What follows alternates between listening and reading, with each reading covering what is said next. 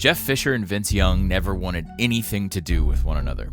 Fisher was already a conference-winning head coach when Young arrived in the NFL, and VY, a college megastar at Texas, was heralded as the evolution of quarterback play, a literal game changer. Maybe because both men had already achieved success and fame before being forced together, that's why neither seemed to give a damn about the other's opinions or ideas or anything else. And maybe that stubbornness meant each was destined to burn out on their own. Maybe it was just a terrible pairing. Either way, their forced NFL marriage guaranteed mutually assured destruction. Jeff Fisher became the Houston Oilers' interim head coach in 1994. The following year, the franchise drafted quarterback Steve McNair. A year later, they picked up Heisman winner Eddie George, and in 1997, the team left Houston over a stadium dispute.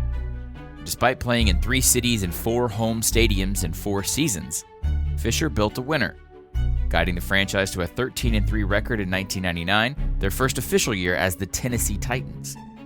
The Titans made it to the Super Bowl with a little bit of luck before running just a yard short against the Rams. Even with the loss, the new Titans had exploded onto the NFL, and Fisher was the architect. But the McNair-George Titans never made it back to the Super Bowl.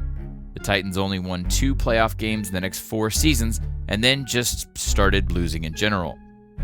George went to Dallas in 2004, and McNair knew he'd likely be traded or released by the team as a salary cap casualty after a 4-12 season in 2005.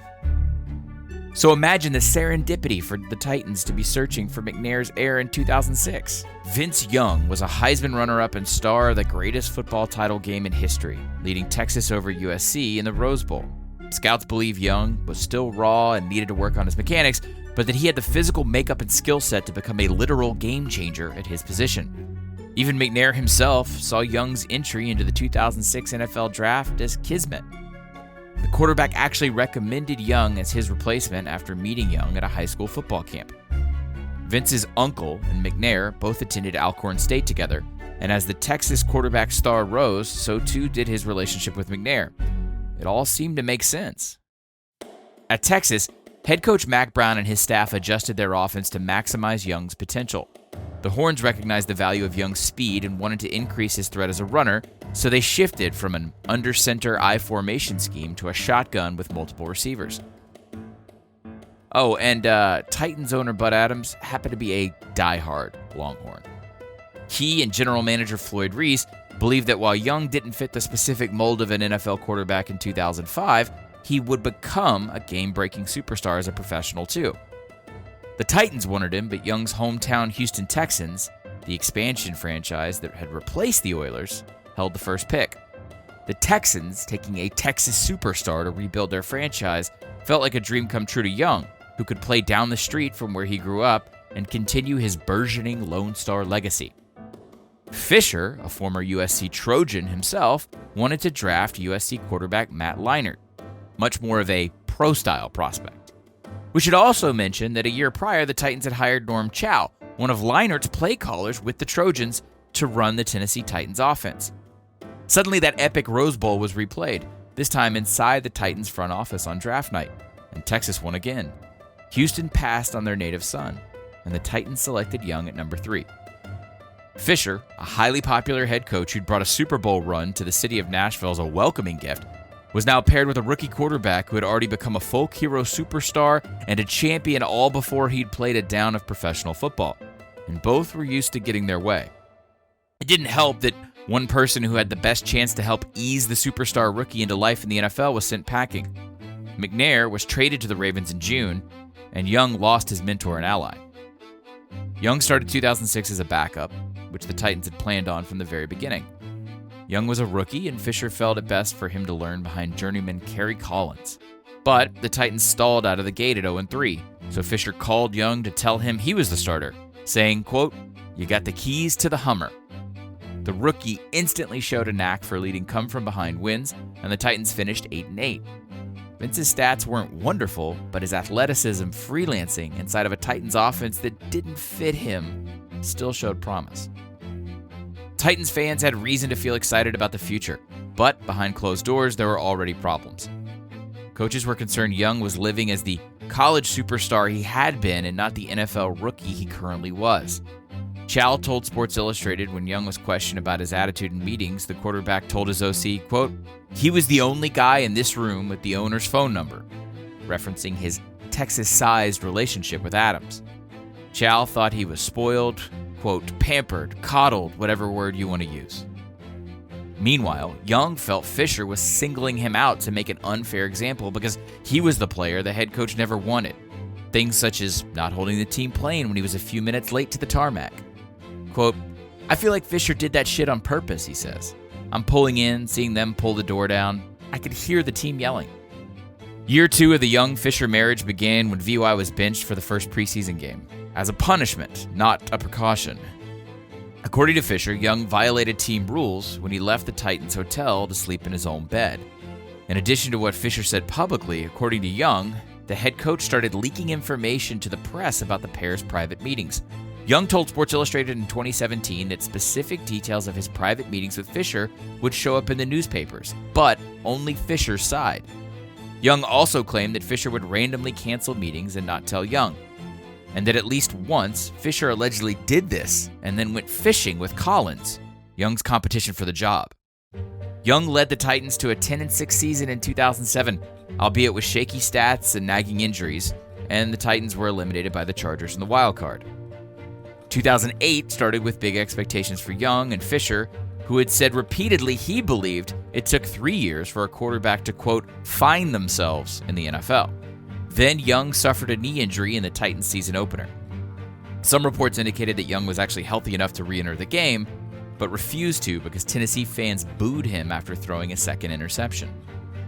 Then things got really bizarre. Young no-showed meetings at the Titans facility and postponed an MRI on his injured knee.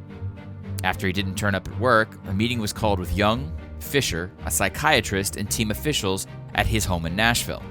After that meeting, Young left his house for a few hours but decided or just forgot to take a cell phone. This prompted someone at Young's house to call Fisher, who in turn called Nashville police. Then, later that same night, another meeting occurred with Young, Fisher, and, quote, police crisis negotiators. That week, Young's mother Felicia told the press her son was hurting inside and out and felt, quote, tired of being ridiculed and persecuted after the Eagles game. Fisher and the rest of the Titans roster remained vague about police involvement and downplayed the incident, blaming the media for blowing it out of proportion. Years later, Vince claimed that Fisher's handling of the incident created an unfair image of Young as mentally unstable. Keep in mind, the same man who contacted police about Young's mental well-being was the same man who Young believed was leaking their private conversations to reporters. Quote, "Now I gotta walk through the airport as the suicidal guy for the rest of my life," Young told SI. Collins became the Titans' official starting quarterback for the rest of 2008. Fisher told the media that Collins would play until the Titans lost and that Young would be the backup. Quote, "Kerry's going to go ahead and play for us until either he struggles or whatever else happens." Fisher's rationale made a messy situation considerably worse, as it neither gave full confidence in Collins or Young, but it did strip Vince of the starter's role. The rest of the Titans were forced to comment about Young's attitude, his health, and defend their locker room culture publicly. Young spent the rest of the year on the bench, and the Titans went winless in the playoffs again. Entering 2009, Fisher stated publicly that if Young wanted to be the starter, he'd have to, quote, earn it back. And one way to earn a starting quarterback job back is when the other guy goes 0-6. With Collins in charge, the offense scored more than 20 points only once. Things fell apart completely in a 59-0 loss to New England, in which Collins finished 2 of 12 for -7 yards and an interception.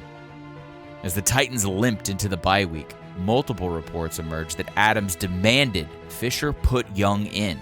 Adams didn't say this outright to the media, but the owner was never scared of expressing his opinion.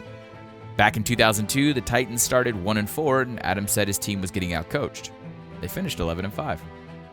Finally, Fisher made the switch back to Young, quote, for competitive reasons, but then immediately went on to support Collins publicly, not Vince. Quote, "I'm still in Kerry Collins' corner because I don't believe that our record is a reflection of the quarterback play," Fisher said. Quote, "It's a reflection of the team play. I'm still in his corner, but we've decided to go ahead and make this change." After the news, Young told the media he was more mature and denied Adams' help. Quote, "I don't have nothing to do about that. All I know is Coach Fisher gave me the job back and I want to take care of my responsibility. If we win, it is going to be good, and if we don't, it will all be Vince Young's fault. I just want to put smiles on my teammates' faces, coaches' faces, and fans' faces." With Young back as the starter, the Titans won their next 5 games and 8 of their final 10. They're still the only team in NFL history to win 5 straight games after losing their first 6. Oh, and about ownership's influence? After a 41-17 blowout of the Bills, Adams was seen giving Vince the hook'em sign from a luxury suite before throwing double middle fingers to the crowd in celebration? The Titans finished 8-8 with Young as their starter for every win. Sporting News voted VY Comeback Player of the Year in 2009, and expectations for the 2010 Titans were to finish better than 500 and finally make a run in the playoffs, ostensibly with Young as the starter. After 4 seasons of injuries and inconsistency, it was plain to see Young couldn't be the same kind of quarterback that made him a college football god. He had to adjust. He had to do the work. But it's just as obvious that Fisher's management style of tough love in good times and possible gaslighting in bad was ruining the psyche of a player who had never been a losing quarterback in his entire career until this point. So if Young just needed to shut up and listen, Fisher's on-field decisions and off-field comments had to stop undercutting his most important player. But Fisher's quarterback carousel never stopped spinning. In Week 2 of 2010, he used Young's struggles in a loss against the Steelers to insert Collins in the fourth quarter. After the game, Fisher said Young was still the team's starter, and he led the Titans to a win the following week against the Giants. Collins saw some time after Young suffered a knee sprain, and the Titans started a respectable 5-2. But the frustration of 3 losses in a row and yet another battle with Fisher would cause Young to literally throw his job away for good in Week 11. Vince tried to re-enter a tied game with Washington after suffering a torn tendon in his thumb, but, according to reports, was not allowed to by Fisher. Washington would go on to win in overtime, and Young was seen throwing his shoulder pads and uniform into the stands as he left the field in frustration. According to multiple accounts, Fisher and Young had a confrontation in the locker room after the game. Young apparently muttered and cursed under his breath, while Fisher spoke to the team, prompting an exchange with the head coach. Young gave his version to Sports Illustrated, saying that Fisher told him, quote, "You're walking out on your team," he said. "I'm walking out on your motherfucking ass," Young yelled back. Titan safety and former Texas teammate Michael Griffin chased Young into the parking lot and, according to reporters present, said, quote, "You can't leave, you can't do this," before Young shrugged and left. In his post-game press conference, Fisher seemed done with the relationship. Quote, "I'm very disappointed. I think his teammates are disappointed," Fisher said. Quote, "You know there's going to be frustration and losses. There's going to be times when you have to dig deep and fight and turn to one another. I don't think you run, and so I am disappointed." Titans players told the media they'd been instructed not to comment on Fisher and Young's relationship. Tennessee finished the year 6-10, spelling the end of both Fisher and Young. On January 27, 2011, the Titans and Fisher, then the league's longest-tenured head coach, announced a mutual parting of ways, ending their 17-year relationship. A day later, a press release from Adams said that Vince Young would be released from the team. This relationship was only ever going to end one way. Neither man saw NFL success after the breakup. Young played for 1 year in Philadelphia before bouncing around training camps. Fisher became head coach of the St. Louis Rams, who never won more than 7 games in a season during his run. In the years following both of their careers, Young claimed to have reached out to Fisher in an effort to bury the hatchet. In his 2017 interview with SI and again to ESPN in 2018, Young said he sent Fisher a letter around 2012, extending an olive branch, leaving his cell phone number in the note, but Fisher had yet to respond. Quote, "I forgave him. Hope he forgave me," Young said. But in the same interview, Young angrily said that he wanted to, quote, "expose his ass," to show how Fisher had treated him. So maybe he never got over it. Fisher has remained mostly quiet about his relationship with Young, but was asked by journalist Paul Kaharski in 2018 if he received Young's letter. Fisher said, "Yes, I got a letter from Vince, and I didn't respond. My name was spelled wrong on the letter. The letter came from the University of Texas, and I had no way of knowing if it was really from him. It came from the athletic department. but my name was spelled incorrectly. I still have it, but I didn't know if it was from him, so I felt no need to respond.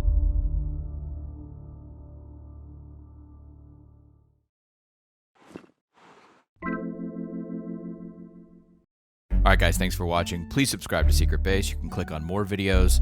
We've got an entire video about that 59-0 blowout with the Patriots and Titans. Also, please check out that Sports Illustrated feature on Vince Young by Greg Bishop. We used it a lot in this video. Very informative. Thanks guys.